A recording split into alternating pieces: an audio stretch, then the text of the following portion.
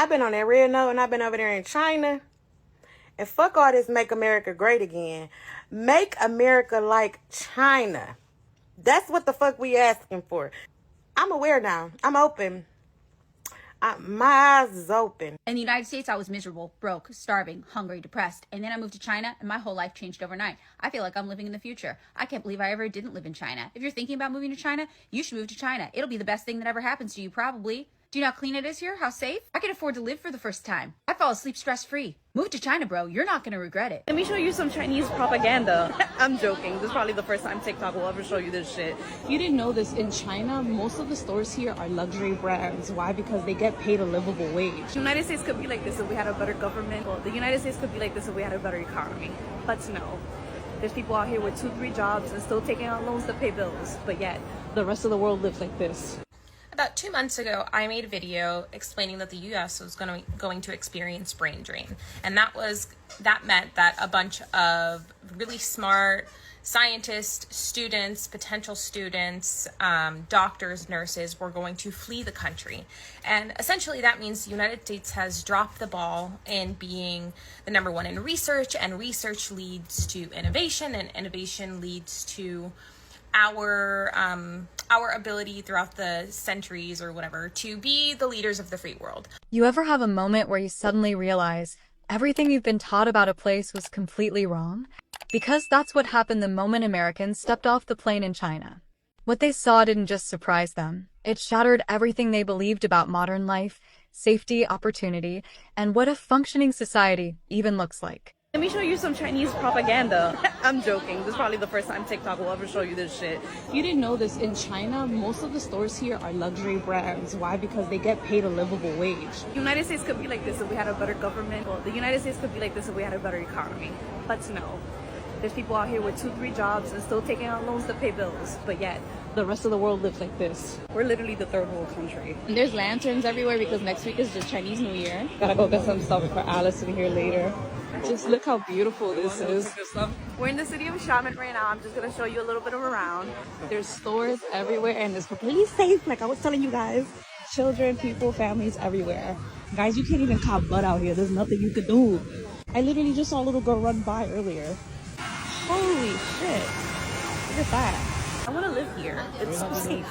Almost look my but it's so safe here. Like I literally want to move here. You know what's even wilder about this? I'm American and I still get told to go back to my country because I don't fit into the standard. But in China, they want me to stay. They want me to come back to visit. They're so fucking accepting, it's crazy. Everything we've been told about it is a fucking lie. These are some of the most genuine, most accepting, most welcoming people I've ever met, and I cannot wait to come back. Like, if it wasn't for my family living in the US, I would actually really consider moving here. I've never felt so safe as a woman walking by myself at night that you even see children do it at night, walking alone. And I'm talking about children. So bad that I get repeatedly asked if America is like the show Shameless. That's what they think of us. Every American who arrives in China has a moment of collapse. The exact second they realize everything they'd been told back home was either outdated, exaggerated, or simply false. For many, it begins on the high-speed rail. You sit down, the train glides forward like it's floating, and suddenly you're traveling at 300 plus km/h without a single shake.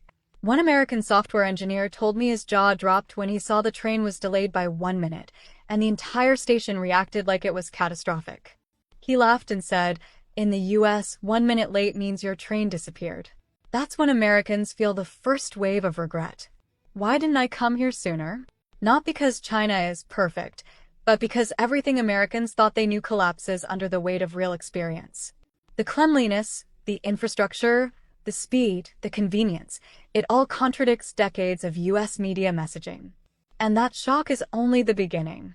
And this is exactly why I tell people that are feeling stuck to leave and look for other opportunities. Look at this apartment that my boy lived in for a job that I helped him get in China.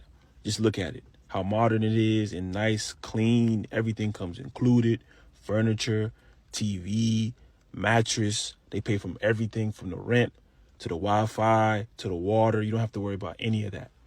As a foreign teacher in China, they really focus on just having you comfortable so you can focus on the job that you're about to do. Look at this balcony view as well. As a court down low, pool, park. I mean, the amenities are nice. And this is just one of the perks that they offer overseas as a foreign teacher or someone that just works overseas. They don't want you stressing about nothing. They really just want you to do a good job, and they pay you very well on top of that.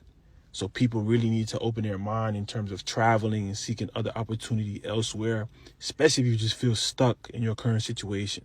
The third shock is the technological leap that feels impossible to describe until you see it. In America, digital life feels optional. In China, digital life is the backbone of society, fast, integrated, and reliable. One American tech worker told me, "I came here thinking I was coming to teach. Instead, I felt like I arrived from the Stone Age. Mobile payments are everywhere. Bike-sharing networks stretch across entire cities. Healthcare is booked through an app. Rent, utilities, groceries, all handled with a few taps. You can travel across the entire country, check into hotels, pay for everything, and authenticate your identity without carrying a single physical item." Americans describe it as living inside the future while realizing America is stuck in the past. This is why so many expats confess privately. If America doesn't evolve, more of us are going to leave. About 2 months ago, I made a video explaining that the U.S. was going to experience brain drain. And that meant that a bunch of really smart scientists, students, potential students, doctors, nurses were going to flee the country. And essentially that means the United States has dropped the ball in being the number one in research, and research leads to innovation, and innovation leads to our ability throughout the centuries or whatever to be the leaders of the free world. So we're dropping the ball, and China is picking it up because they are now announcing that they are going to open the doors and make it easier for anyone who is studying either in America or is an American who has some type of medical or scientific background they're going to make it easier for them to go to China, essentially is what I'm trying to say. And, pattern recognition will help a lot of you out. So as a Chinese person, this whole Red Note, TikTok going down on the 19th situation has just been, one, really funny to witness because like all the memes and all the videos that have come out of it. Two, it's been really heartwarming as well, seeing a lot of the xenophobia that gets hurled our way get debunked, and seeing kind of like the world citizens coming together and kind of just figuring out how alike we really are instead of, how different we are, like the government likes to portray. And it really just brings to light this concept and theory that my university professor back in the day introduced to us, which is Orientalism, which is kind of like the narrative and the presentation of what the East really is through a Western lens. And we dove a lot into like power dynamics as well when we were discussing that. And it made a lot of sense at the time. And it makes even more sense now, where it's kind of like if someone has power, someone has to not have power, right? Meaning like in order for the West to remain, this modern, free society, in our eyes, in the media presentation, the East, they have to really, for lack of a better term, shit on it, right? The West is always better than the East is what we've been taught. I grew up in Canada. It's what we've always been taught culturally. But now that, so many people are on Red Note and kind of seeing for themselves what life in China really is like, it's kind of debunking that narrative that, life in the East is like a third world country. Everyone struggles in the East. No, we struggle here in North America. We can't even pay rent, even buy groceries. So it's just really interesting to see, and I don't know, it's kind of eerie because it almost feels like it's like end of the times, like things are really changing in our society, and it's exciting, but also it's kind of like I feel like the end of everything we know is coming. The final truth is the one Americans in China rarely say publicly, but tell each other privately with complete honesty. Leaving America for China was the best decision of their entire lives. Not because China has no problems. Not because China is utopia, but because compared to the US, China works, and that alone makes all the difference. Americans talk about regretting not moving sooner. They talk about realizing their home country taught them to settle for stress, fear, debt, and instability. They talk about visiting America again and suddenly understanding that the decline wasn't gradual, It was dramatic. One American put it simply, China isn't perfect, but at least here, I can build a life. In America, I was just trying to survive.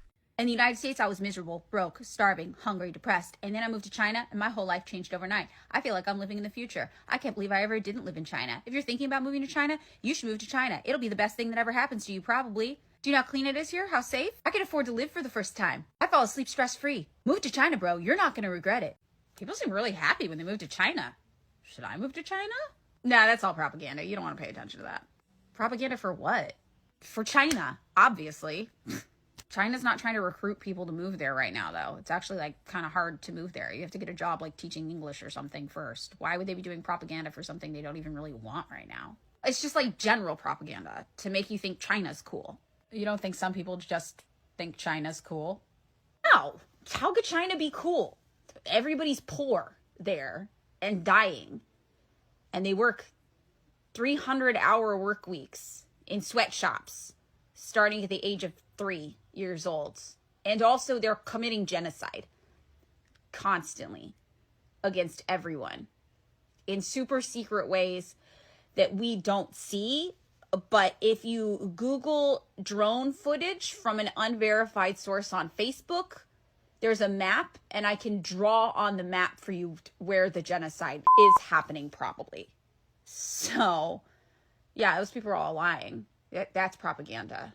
Okay, you know everything you just said isn't true, right? What are you talking about? Of course it's true. Winnie the Pooh is illegal in China because he looks too much the dictator. Okay, Winnie the Pooh is not illegal in China, and they're not doing secret genocides of everybody. That's like Donald Trump level conspiracy theory stuff. In reality, China's GDP when adjusted for purchasing power parity is higher than the United States. They have a 90% home ownership rate. They have a higher minimum legally allowed work age than the United States and a lower retirement age. They work on average a standard 40-hour work week just like us, but they get a massive amount of legally required paid time off. In the United States, there's no legally required paid time off. For comparison, and in general, they're doing a lot better than we are here. What are you talking about? Look at all this stuff I found on the internet that backs up what I'm saying. Yeah, this is propaganda. All this stuff you found on the internet saying this, like, look, if you look at the sources, they're all funded directly by our government. Like, didn't you see our government passed these bills authorizing like billions of dollars in anti-Chinese disinformation and misinformation campaigns over the past like decade plus? Like, you can literally see us authorizing propaganda spending against China in our congressional records. Like, this is the propaganda, not like 12 dudes on TikTok saying they moved there and like it. None of this is propaganda. What are you talking about? Look right there. Look. Who funds that source? Google it. Google where they get their funding from. What does it say? Okay, Department of Defense, Congress, and the National Endowment for Democracy. So, National Endowment for Democracy is the CIA's NGO. The other one is literally our State Department and our Congress. See, that's propaganda. We don't know that means it's fake. Okay, I just want to make sure I understand this. You have documented evidence that the people telling you China is secretly evil and bad are all being paid by the U.S. government to do that. And you have documented evidence that the U.S. government is paying lots of money towards these anti-China campaigns as part of an explicit propaganda campaign authorized by Congress in congressional records. But you think maybe that's still somehow the truth. And the random people you see on your phone just filming their daily lives after moving to China, they're the ones all secretly lying, even though the Chinese government is not even trying to convince people right now to move to China. Is that correct? Yes. Exactly. Because I'm very intelligent. So. Okay, yeah. I really think I need to start looking to move to China. Fast. Dear American government, you got a problem, because I've been on that red note, and I've been over there in China, and fuck all this make America great again. Make America like China. That's what the fuck we asking for. The type of shit they got going on over there, them grocery hauls, the $10,000 cars with all the full amenities, the houses that you just pay mortgage on, no property taxes. I'm aware now. I'm open. My eyes is open. And I have seen some things in these 12 hours. And if we gonna make America great again, we gonna have to start at making America like China. Yeah. I think that's the fix we need. When we say resets, that's the type of Zen reset we need. That shit. I mean, even the architect is where is the fucking tax money going? What are we doing with the tax money? What are we doing? Who the fuck is embezzling it? Those 5 billionaires, the Rockefellers, the Rothschilds, whatever. They got to let, we gonna have to either figure something out, renegotiate the terms and conditions and the laws and things, or we gonna need to be getting our visas and going to China. It only makes sense. The Americans who left the US for China didn't just change their location, they changed their entire quality of life. They discovered stability, safety, opportunity, and a sense of future they didn't realize they had lost. So here's the challenge. Before deciding what you believe about China or about any country, ask yourself one question. Is this my experience or someone else's narrative? Because the Americans who took the leap now share the same truth. They didn't just move to China. They moved into a better version of their own lives. And almost all of them say the same thing. They wish they had left America sooner.